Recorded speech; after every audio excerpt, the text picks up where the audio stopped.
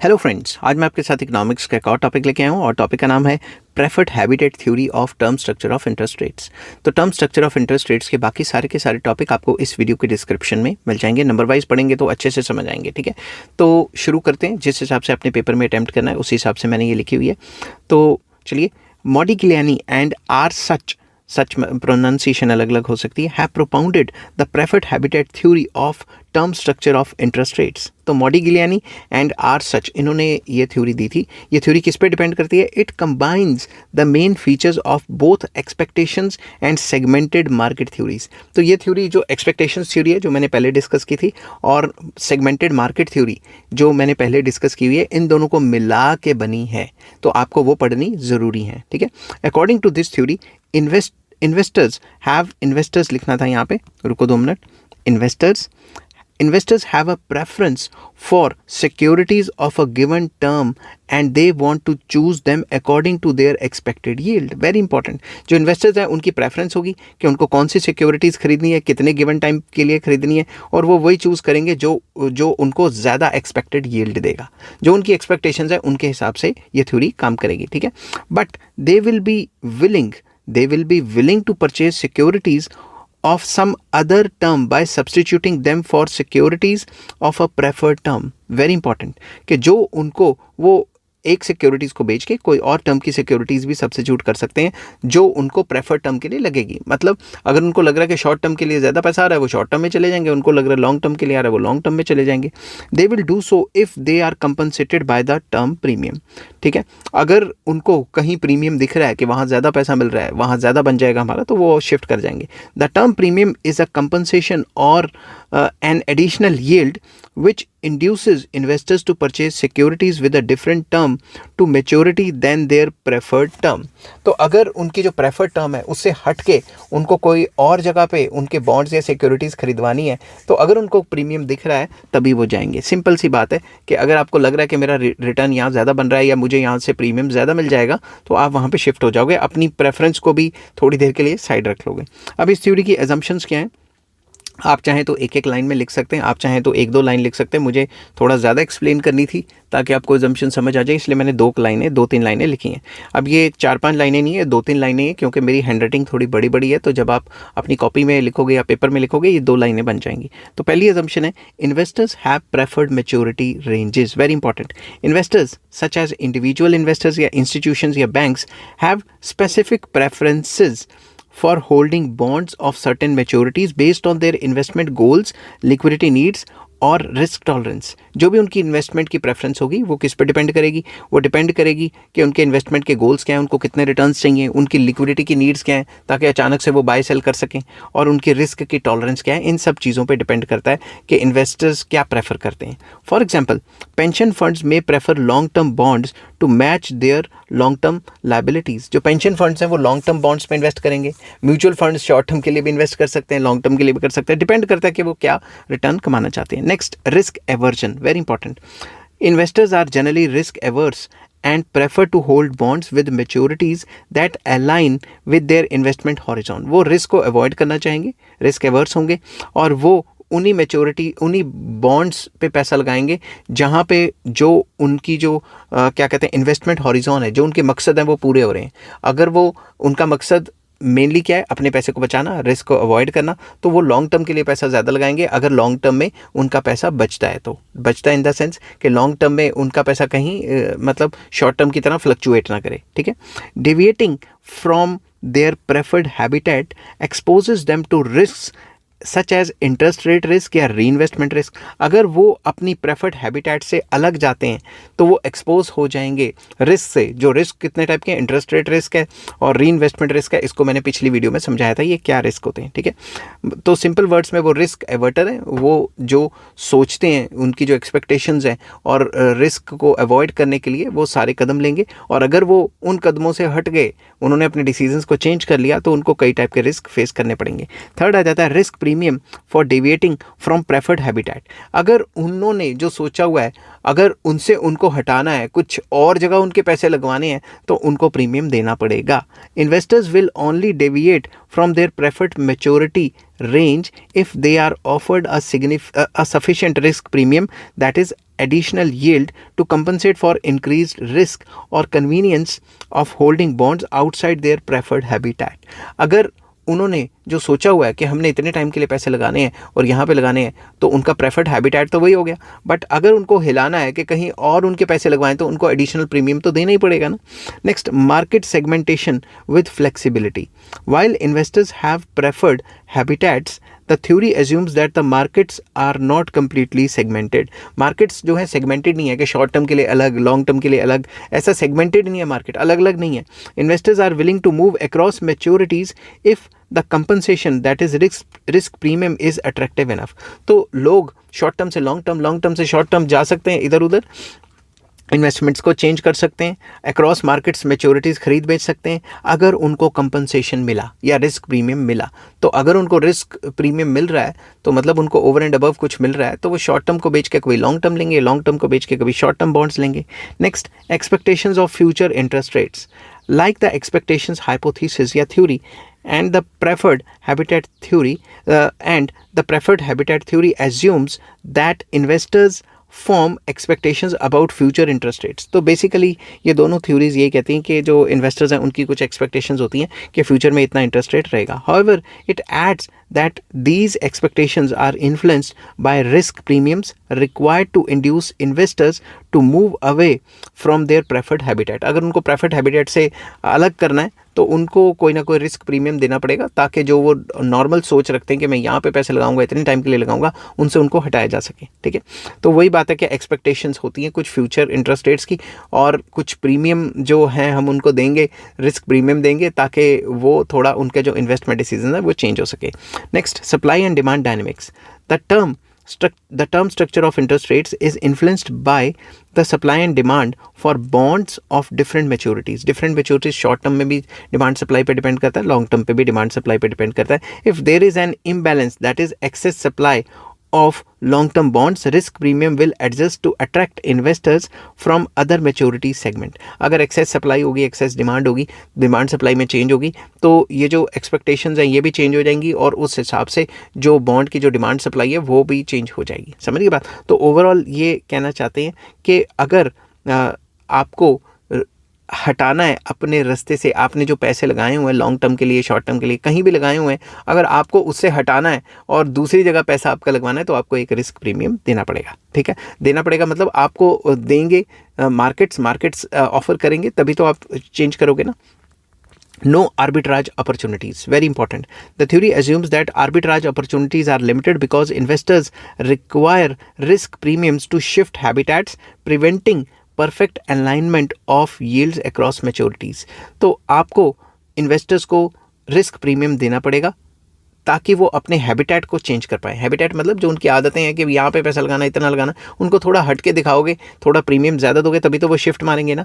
तो अगर उनको शिफ्ट मरवाना है तो आपको रिस्क प्रीमियम देना पड़ेगा. तो रिस्क प्रीमियम दोगे तो वो शिफ्ट हो पाएंगे. तो इतना ज़्यादा रिस्क प्रीमियम एकदम से तो दे नहीं पाओगे. तो आर्बिट्राज अपॉर्चुनिटीज़ ना के बराबर हैं, ये बात आपको याद रखनी है. ठीक है, क्योंकि अगर आर्बिट्राज अपॉर्चुनिटीज़ हुई तो विदाउट रिस्क प्रीमियम ही आप इधर उधर खिसक जाओगे. समझ की बात? Next, heterogeneous investor preferences. Investors have diverse preferences and constraints leading to varying demand for bonds across the maturity spectrum. तो हर एक इन्वेस्टर्स के अपने अपने प्रेफरेंसेस हैं, कुछ शॉर्ट टर्म में जाएंगे, कुछ लॉन्ग टर्म में जाएंगे.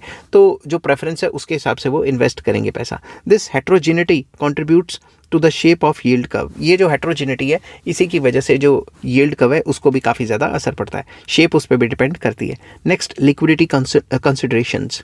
Investors may prefer short term bonds due to their higher liquidity. हर कोई शॉर्ट टर्म के लिए पैसा लगाना पसंद करेगा क्योंकि वो बाय सेल ज़्यादा होते हैं. शॉर्ट टर्म बॉन्ड्स उनकी लिक्विडिटी हाई होती है. To hold long term bonds they may demand a liquidity premium. अगर लॉन्ग टर्म के लिए बॉन्ड्स होल्ड करने हैं तो वो प्रीमियम डिमांड करेंगे which is a form of risk premium. तो वो जो लिक्विडिटी प्रीमियम था पिछली थ्योरी में वही उसी को इस थ्योरी में रिस्क प्रीमियम कहा गया है. And last assumption, economic and policy influences. The theory acknowledges that macro economic factors, monetary policy and market conditions can influence the investor preferences and the required risk premiums, thereby the term structure. तो ये पूरी theory ये कहती है कि जो macro economic factors हैं जैसे monetary policy, market conditions, inflation वगैरह वगैरह, ये सारे रिस्क, ये जो इन्वेस्टर्स के जो प्रेफरेंस है उसको असर डालती हैं, और उसको असर डालेंगी तो रिस्क प्रीमियम भी हिलेगा और term structure rate of interest भी हिल जाएगा। ठीक है, तो अब इस थ्योरी को एक्सप्लेन करते हैं।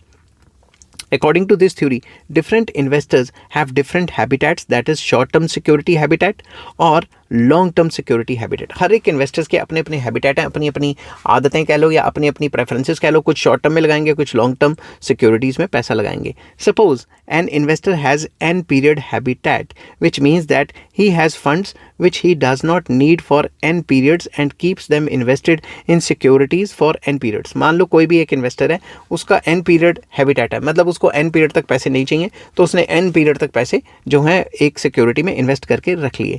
ही knows exactly the result of investment as measured by terminal value of his wealth. उसको पता है एग्जैक्टली कि जो इन्वेस्टमेंट है उसकी क्या रिजल्ट निकलेगा, और उसको पता है कि उसकी वेल्थ कितनी हो जाएगी। If he invests for a short term, अगर वो शॉर्ट टर्म के लिए इन्वेस्ट करता है, हिज आउटकम इज़ अनसर्टेन। अगर वो शॉर्ट टर्म के लिए पैसा निकालता है, लगाता है, इन्वेस्ट करता है, तो उसका जो आउटकम है वो अनसर्टेन हो सकता है, as it will depend on future course of the short term rates. तो शॉर्ट टर्म रेट्स, अगर शॉर्ट टर्म के लिए इन्वेस्ट करता है तो शॉर्ट टर्म के जो फ्यूचर रेट्स हैं वो करंट शॉर्ट टर्म को असर डालते हैं, तो इस वजह से उसका जो आउटकम होगा वो अनसर्टेन होगा। Moreover he will have to incur greater transaction cost, और अगर वो शॉर्ट टर्म में लॉन्ग टर्म को बेच के शॉर्ट टर्म में लगाता है तो उसे ट्रांजैक्शन कॉस्ट भी पड़ेगी। Thus if he has risk aversion he will prefer to hold long term securities. तो वो शॉर्ट टर्म सिक्योरिटी से निकल के लॉन्ग टर्म पे जाएगा अगर उसका जो है नेचर रिस्क एवर्जन का है, रिस्क अवॉइड करता है वो। ठीक है, on the contrary if average short term rates exceeds the long term interest rate, अगर एवरेज जो शॉर्ट टर्म रेट्स हैं वो लॉन्ग टर्म रेट से ऊपर निकल जाते हैं, by an amount sufficient to cover extra transaction cost and to compensate him to extra risk of holding short term period securities, he will stay short. अगर उसको short term में ज़्यादा rate of return मिल रहा है, ज़्यादा मतलब interest rates मिल रहे हैं, और जो रेट ऑफ इंटरेस्ट ज़्यादा मिल रहे हैं वो उसके जो ट्रांजैक्शन कॉस्ट हैं लॉन्ग टर्म से शॉर्ट टर्म में आने के, उसको भी कवर कर रहे हैं, तो वो शॉर्ट टर्म में चला जाएगा। ठीक है, वो लॉन्ग टर्म से निकल के शॉर्ट टर्म में चला जाएगा। But risk aversion should not lead him to prefer to stay short. मगर वो रिस्क एवर्जन जो है उसको ये नहीं कहेगी कि भाई तू शॉर्ट टर्म में पैसा लगा। समझिए बात। If the investor invests in maturities longer than n period से ज़्यादा के लिए वो पैसा लगाता है, he would face uncertainty as to the price he can get for his unmatured securities. अगर वो एन ईयर से ज़्यादा के लिए पैसे लगाता है तो उसे ये नहीं पता कि उसको कितना प्राइस मिलेगा, तो रिटर्न्स कितने होंगे। ठीक है, this risk aversion should lead him to hedge against risk by continuing to remain in the same maturity habitat unless other longer or shorter maturities offer an expected premium sufficient to cover to compensate for the risk and cost of moving out of his habitat। Simple words में, अगर उसने n years के लिए पैसा फंसा लिया, अगर उसे n से ज़्यादा ईयर्स के लिए लगाना है पैसा या n से कम के लिए लगाना है, तो भाई उसको कुछ ना कुछ रिस्क प्रीमियम तो देना ही पड़ेगा, ताकि उसकी जो कॉस्टिंग है वो एक बॉन्ड को बेच के दूसरे बॉन्ड की जो कॉस्टिंग है वो भी निकल जाए और उसको ज़्यादा रिटर्न भी मिले। तो सिंपल वर्ड्स में, अगर उसको अपनी जो भी उसने मेच्योरिटी का जो बॉन्ड सोचा हुआ कि इतने टाइम के लिए लगाना है उससे हिलाना है, तो रिस्क प्रीमियम देना पड़ेगा। Similarly similar considerations apply to borrowers in the market. तो जो मार्केट में जो बोरोवर्स हैं उनके ऊपर भी ये चीज़ें जो हैं लागू होती हैं। Under this theory if an period demand for funds exceed the funds with n period habitat, there will arise a premium in n period maturity and vice versa। वही बात जो मैंने अभी बात की कि उसे रिस्क प्रीमियम देना पड़ेगा। Such premiums have a tendency to bring about shifts in funds between different maturities in the market in two ways। तो अगर हम रिस्क प्रीमियम दे रहे हैं तो इससे जो फंड्स की जो शिफ्टिंग हो सकती है लॉन्ग टर्म से शॉर्ट टर्म, शॉर्ट टर्म से लॉन्ग टर्म, उल्टा पुल्टा हो सकता है, जो शिफ्टिंग हो सकती है। अब ये शिफ्टिंग किस तरीके से होगी? Firstly through the speculation of investors who are tempted out of their natural habitat by lure of higher expected returns। अब ऐसे इन्वेस्टर्स जिनको पता है कि हमारे को ये रिटर्न मिल रहा है और उनको ओवर एंड अबव कुछ रिटर्न मिल रहा है, उनकी एक्सपेक्टेशंस हायर हैं, तो उनको ल्योर करके दूसरी तरफ पैसा उनका लगवाया जा सकता है। Secondly through arbitrage by intermediaries by borrowing in the maturity range where the expected returns is low and by lending where the expected return is high.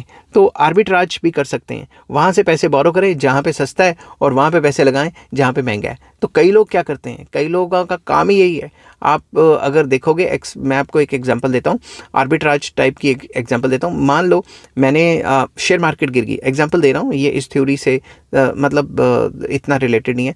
मान लो शेयर मार्केट गिर गई और मुझे पता है कि भाई शेयर मार्केट तो आज नहीं तो कल तो बढ़ेगी, तो मैं क्या करूँगा, मैं क्रेडिट कार्ड लेके जाऊँगा और क्रेडिट कार्ड दुकान पे लेके जाऊँगा और 2 आईफोन खरीद लूँगा। मैं 2 आईफोन खरीदूँगा जो लेटेस्ट वाले हैं, उनको बेच दूँगा, उससे मेरे पास जो कैश आएगा, ठीक है, अगर दुकानदार आपका दोस्त है तो वो आईफोन भी नहीं बेचेगा और आपको क्रेडिट कार्ड को स्वाइप करके पैसे भी दे देगा। समझने की बात। और जो क्रेडिट कार्ड से मैंने पैसे स्वाइप किए हैं उनकी मैं ईएमआई लगा दूंगा कि अपनी तनख्वाह से देता रहता हूँ और साइमल्टेनियसली जो मेरे पास लिक्विडिटी आई है, जितने भी लाख के मैंने 2 या 3 दिखाए हैं कि मैंने कितने आईफोन खरीदे, उसको मैं जो गिरी हुई मार्केट है उसमें लगा दूंगा, गिरे हुए बॉन्ड्स हैं उनमें लगा दूंगा, और अगर मेरी रेगुलर इनकम है तो मैं ईएमआई चुकाता रहूँगा, ठीक है। मगर जो मैंने क्या कहते हैं वो पैसा लगाया, इन्वेस्ट किया गिरी हुई मार्केट में, तो जैसे ही मार्केट भागेगी तो मेरे रिटर्न्स कई गुना हो सकते हैं जो मेरी इन्वेस्टमेंट थी उसके। तो कहने की बात ये है कि कई लोगों को आर्बिट्राज का वो दे के मतलब काफ़ी ज़्यादा जहाँ पे सस्ता मिल रहा है वहाँ से लेके जहाँ पे महंगा मिल रहा है वहाँ पे करके इनसे भी काफ़ी फ़ायदा हो जाता है, ठीक है। Thus, the preferred habitat tells that an investor chooses securities on the basis of both expected yield on securities and his preference for securities with a particular maturity. तो ये दोनों थ्योरीज को मिक्स कर देती है कि जो इन्वेस्टर है वो चूज़ करता है वो सिक्योरिटीज़ जिसकी उसकी एक्सपेक्टेड यील्ड होता है कि भाई उसको अच्छे मिलेंगे, और दूसरा जो उसकी प्रेफरेंस है सिक्योरिटी की, उसने लॉन्ग टर्म में लगाना, शॉर्ट टर्म में लगाना, जो उसकी प्रेफरेंस है वो चेंज की जा सकती है अगर उसे रिस्क प्रीमियम दे दिया जाए, ठीक है। He will purchase a security of undesirable term to maturity only if he receives a term premium. अगर उसे टर्म प्रीमियम, रिस्क प्रीमियम दे दिया जाए तो जो उसकी अनडिजायरेबल टर्म के लिए भी वो पैसा लगाने को तैयार हो जाएगा, क्योंकि उसको पता है मुझे तो ओवर एंड अबव मिल रहा है। Suppose an investors prefer 1 year security, example दे रहा हूँ, because he needs funds at the end of the year. उसने 1 साल के लिए पैसा लगाया बॉन्ड्स में क्योंकि उसे 1 साल के बाद पैसा चाहिए।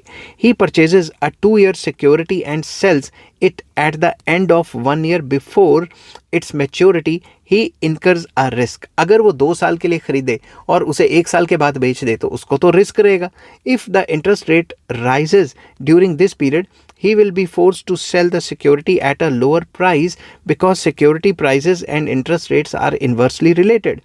अगर बाई चांस इंटरेस्ट रेट बढ़ गया, सारे लोग एफडी कराने भाग जाएंगे तो बॉन्ड्स कौन खरीदेगा, तो बॉन्ड्स के प्राइसेस गिर जाएंगे तो उसको तो रिस्क हो गया, क्योंकि बॉन्ड प्राइस और इंटरेस्ट रेट में नेगेटिव रिलेशन है। In addition he will have to pay commission to the broker in order to sell the security before maturity of 2 years. ऊपर से उसको बॉन्ड को बेचने के लिए जो है ब्रोकर को भी पैसे देने पड़ेंगे, ठीक है, तो जो ब्रोकरेज फी वगैरह देनी पड़ेगी। Therefore the investor must receive a term premium to purchase a long-term security when his preference is for a short-term security. उसका प्रेफरेंस तो 1 साल था, मगर अपनी प्रेफरेंस से उसको निकालने के लिए उसको एक रिस्क प्रीमियम देना पड़ेगा ताकि जो उसकी अनसर्टेनिटीज़ हैं उनको वो झेल सके, ठीक है। अगर उसको थोड़ा पंप देंगे, उसको थोड़ा रिस्क प्रीमियम देंगे तो क्या पता वो अपना जो टर्म सोच के बैठा हुआ, प्रेफर करके बैठा हुआ, उसको भी चेंज कर ले। ये थ्योरी ये कहती है।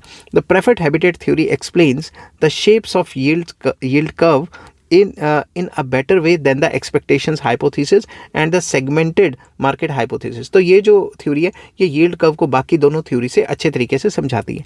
It explains not only upward sloping yield curves but also horizontal and downward sloping yield curve. अगर इस थ्योरी के हिसाब से चले तो सिर्फ अपवर्ड स्लोपिंग यील्ड कर्व के बारे में ही नहीं बताती, डाउनवर्ड एंड हॉरिजॉन्टल के बारे में भी बताती है। It also explains why the yield curves are usually upward sloping rather than downward sloping. तो ये थ्योरी ये भी बताती है कि ज़्यादातर यील्ड कर्व अपवर्ड स्लोपिंग क्यों होती है rather than downward sloping. When the term premium is positive and there are expectations of short term interest rates to rise by the large amount, the yield curve will be upward sloping as shown in the figure A. तो ये theory कहती है कि अगर हमें लगता है कि शॉर्ट एक्सपेक्टेशन है कि शॉर्ट टर्म इंटरेस्ट रेट बढ़ेगा और जो प्रीमियम है वो पॉजिटिव रहेगा, तो उस केस में जो यील्ड कर्व है वो पॉजिटिवली स्लोप्ड रहती है। तो ये कहता है कि जो यील्ड कर्व है वो पॉजिटिवली स्लोप भी रह सकती है, ये कांस्टेंट टाइप भी रह सकती है स्टेबल, और ये डाउनवर्ड स्लोपिंग भी रह सकती है। तो ए फिगर में हमने ये दिखाया कि ये अपवर्ड स्लोपिंग भी हो सकती है, ठीक है। Again when the term premium is positive, जो टर्म प्रीमियम आपको दिया है वो पॉजिटिव है, and the short term interest rates are expected to rise by a small amount, अगर स्मॉल अमाउंट से बढ़ रहे हैं, शॉर्ट टर्म इंटरेस्ट रेट की एक्सपेक्टेशन है कि स्मॉल अमाउंट से बढ़ेंगे, the yield curve will be relatively flatter, या फ्लैट होगी, हॉरिजॉन्टल होगी, as shown in figure B. तो जैसे हम कहते हैं कि टर्म प्रीमियम तो पॉजिटिव है, मगर शॉर्ट टर्म में इंटरेस्ट रेट्स का बढ़ने का चांस कम रहेगा तो फ्लैटर रहती है, ठीक है।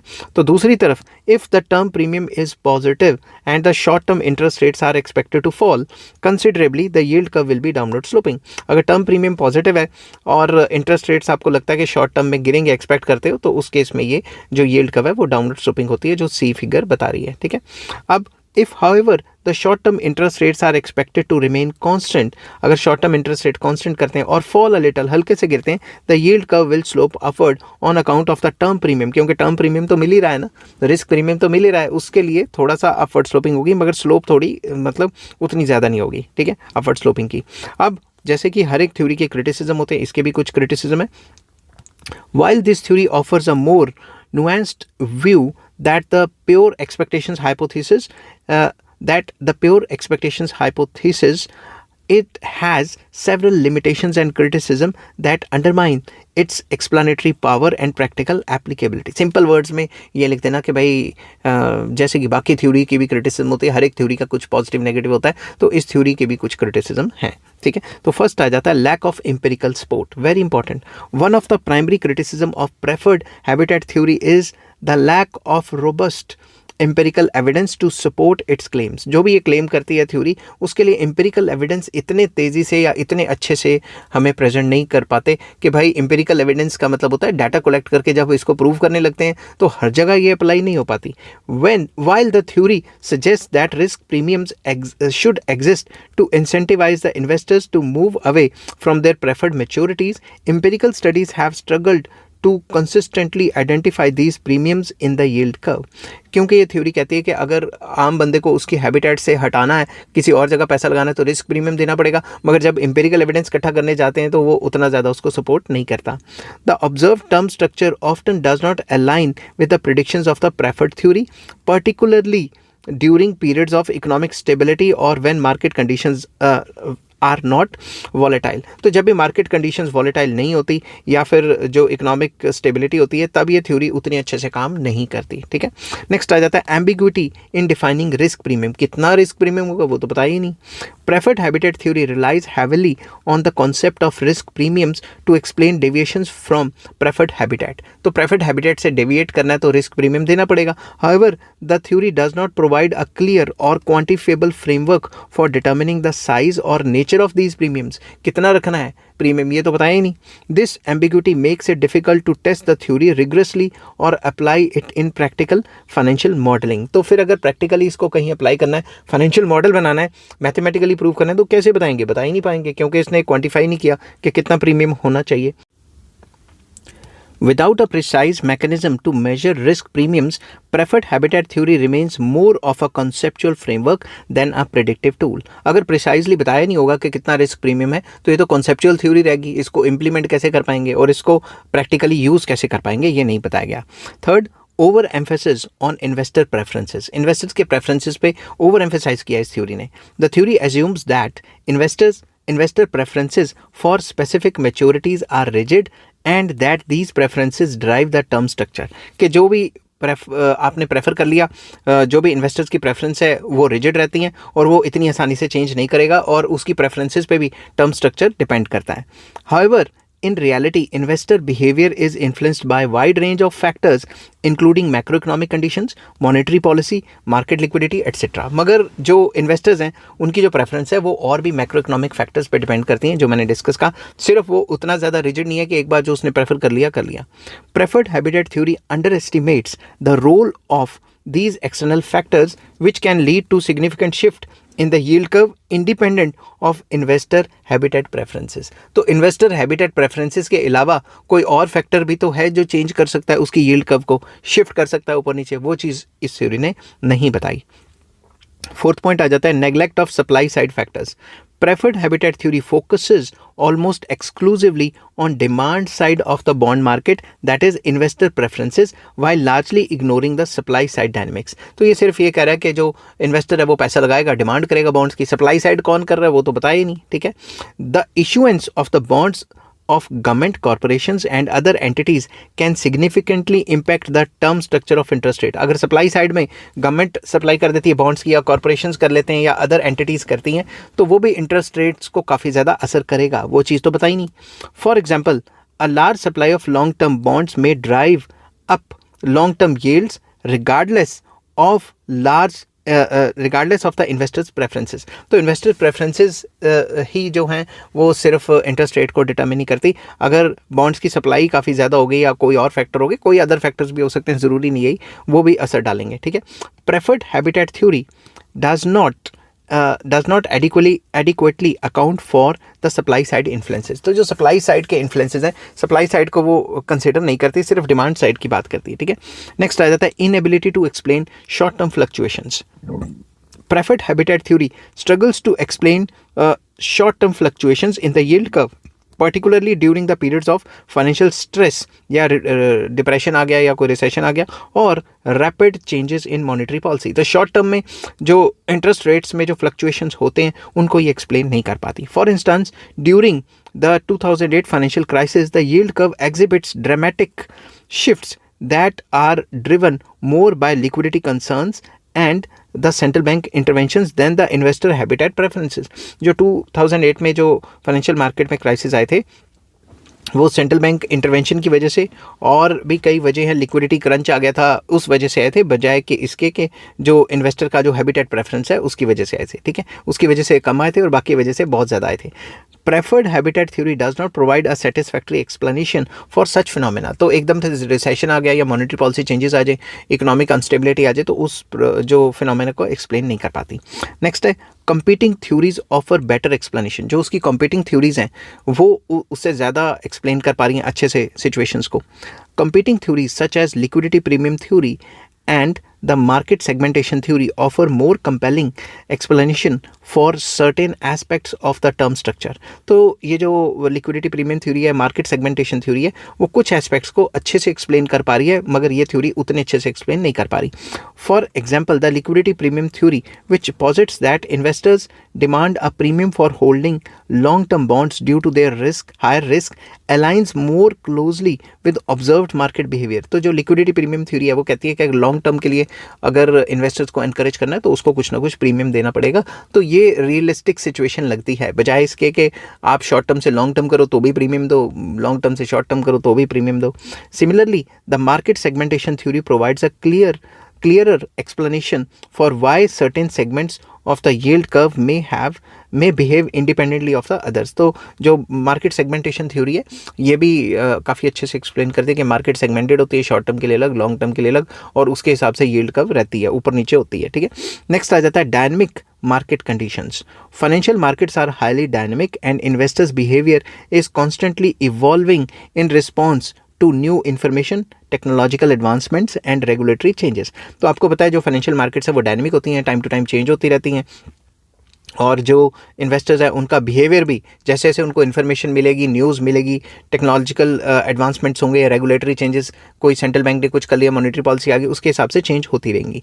Preferred habitat theory with its static view of investor preferences fails to capture the adaptive nature of the markets. तो ये कहती है कि जो प्रेफरेंसेस रहेंगी इन्वेस्टर्स की वो कांस्टेंट रहेंगी, तो ये थोड़ा क्वेश्चनेबल हो जाता है। For example the rise of algorithmic trading and the increasing influence of the institutional investors have fundamentally altered the way bond markets operate, rendering some of the preferred habitat theories assumptions outdated. तो जैसे जैसे आजकल आप देख रहे हो कि जब आप बॉन्ड मार्केट में ट्रेड कर रहे हो तो AI ड्रिवन सॉफ्टवेयर्स आए हैं जो बाय सेल करते रहेंगे, फटाफट से आपको पैसा दे देंगे, या फिर एल्गोरिदमिक ट्रेडिंग, या फिर जो computer based software based trading जो चल रही है वो काफ़ी ज़्यादा इस मार्केट को असरदार कर रही है, जो कि ये जो थ्योरी है उसको आउटडेटेड कर देती है। ठीक है, नेक्स्ट आ जाता है limited predictive power. Unlike the expectations hypothesis, which provides a straightforward link between current interest rate and future interest rates, preferred habitat theory lacks predictive power. जैसे कि बाकी थ्योरी जो एक्सपेक्टेशन थ्योरी है वो प्रेडिक्ट करने में उसकी जो सफलता है वो ज़्यादा अच्छे से प्रेडिक्ट कर सकती है कि फ्यूचर में इंटरेस्ट रेट्स क्या होंगे। ये थ्योरी की इतनी ज़्यादा प्रेडिक्टिव पावर नहीं है।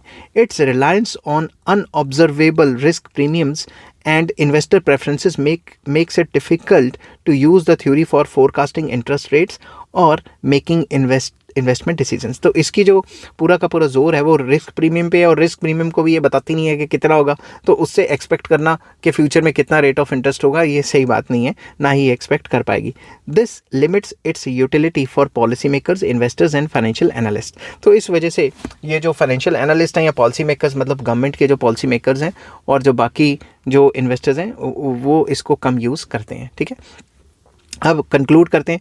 While the preferred habitat theory represents an important step forward in understanding the term structure interest rates bye incorporating investor preferences and risk premiums, it falls short in several की areas. क्योंकि ये इसको काफ़ी ज़्यादा understand करने में कि term structure interest rates होंगे, उसको अंडरस्टैंड करने में इन्वेस्टर्स को काफ़ी ज़्यादा हेल्प करती है कि रिस्क प्रीमियम मिलेगा, इधर जाओ उधर जाओ। ठीक है, बट फिर भी इसकी कुछ ना कुछ की एरियाज़ में जो है शॉर्टफॉल्स हैं।